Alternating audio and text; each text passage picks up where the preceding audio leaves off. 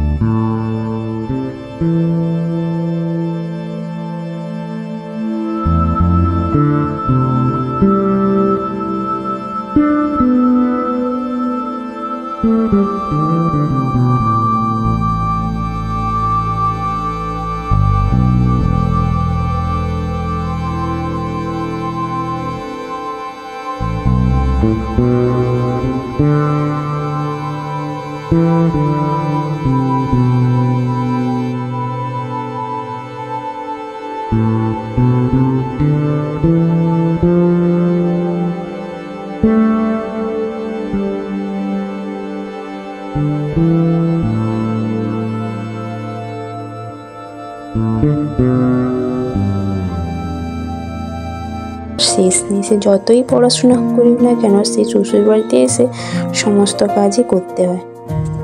যখন আমার শাশুড়ি মা থাকতো তখন আমাকে কাজে অনেকটাই উনি হেল্প করতেন, যেহেতু ও নেই, গত হয়েছেন, তাই আমাকে সবটা সামলাতে হয়। বাচ্চাকে সামলাতে হয়, বাড়ি ঘরও সামলাতে হয়, বাজার হাটও করতে হয়, সব কিছুই করতে হয়।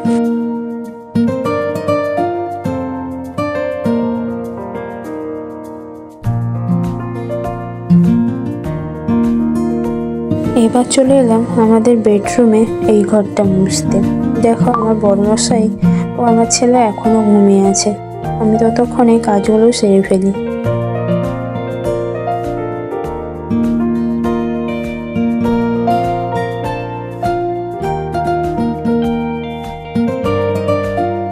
দেখো দালানটা এবার শুকিয়ে গেছে, আর যেহেতু আজকে বৃহস্পতিবার পাপোশগুলো ধুয়ে দিয়েছি, তাই অব্যবহৃত ধোয়া নাইটিগুলো ওখানে মিলিয়ে দিলাম।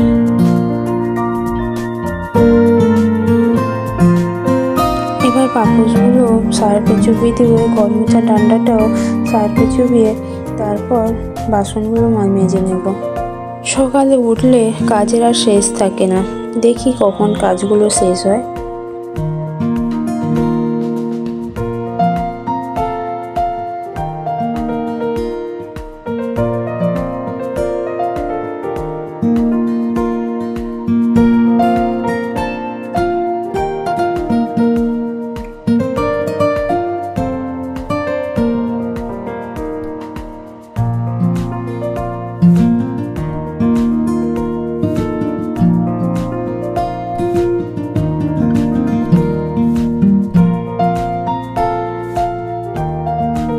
তারপর বাসনগুলো যে যার জায়গা মতো রেখে দিব।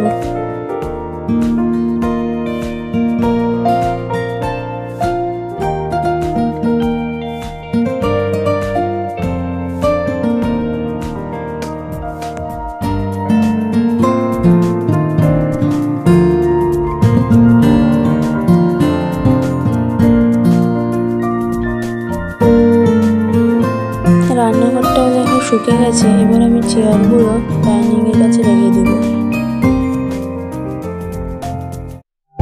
এবার চলে এলাম আর একটা ঘরের বিছানা তুলতে। বিছানাটা ফটাফট করে তুলে নিই, তোমাদের দাদাভাই উঠে পড়েছে, এবার একটু চা করব।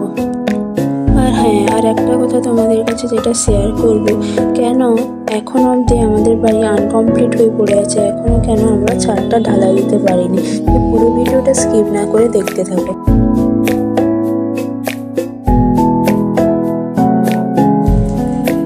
দেখো এবার কলিং দিয়ে আলমারি, খাট, ডাইনিং ও ফ্রিজটা মুছে নেব, তারপর চা করব।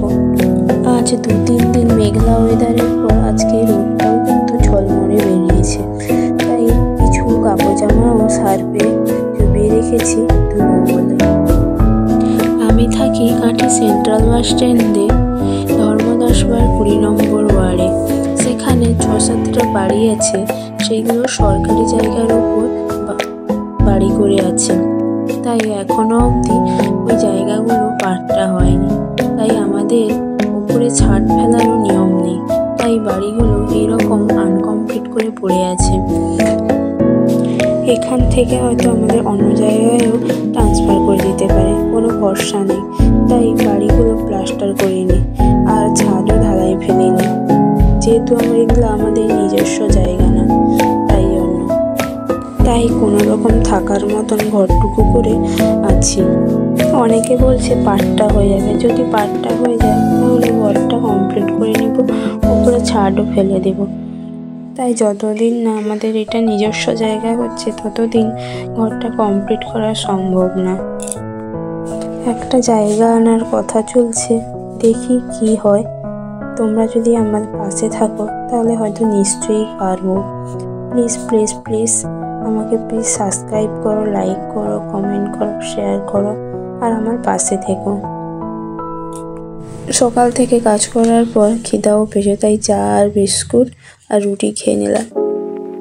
এরপর কলের কাছে অনেক কাজ আছে, খালি বোতলে জলগুলো ভরে নিলাম আর পাপোশ আর ঘর মোছা যে জানলাটা ভিজানো ছিল এগুলো কাচবো, কেচে জামা কাপড়গুলোও কাচবো।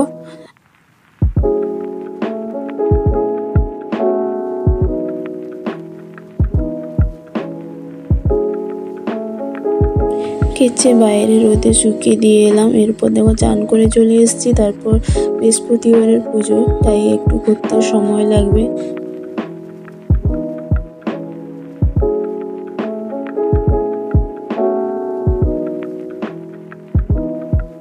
ঠাকুরের কাছে দেখো নিচের কাপড়টা আমি চেঞ্জ করে দিব, তারপর পাথর বাটিতে জল নিয়ে এসে তাতে একটু গঙ্গা জল দিয়ে লক্ষ্মী আর গণেশকে চান করে নিব, তারপর গা মুছে তারপর অন্য কাজগুলো করব।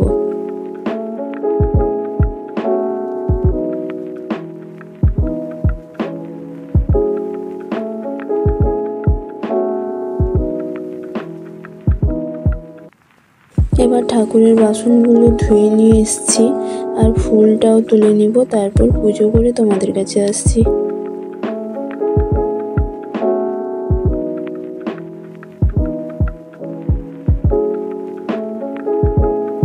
দেখো পুজো করাটাও কমপ্লিট।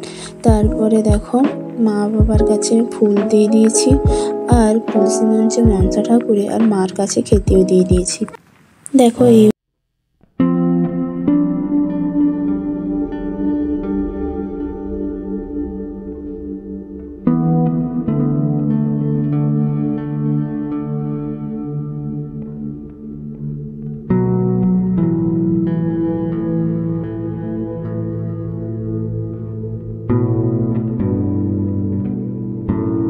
লঙ্কা ভাজা, আলু মাখার সঙ্গে মাখাবো, সঙ্গে ছিল দই।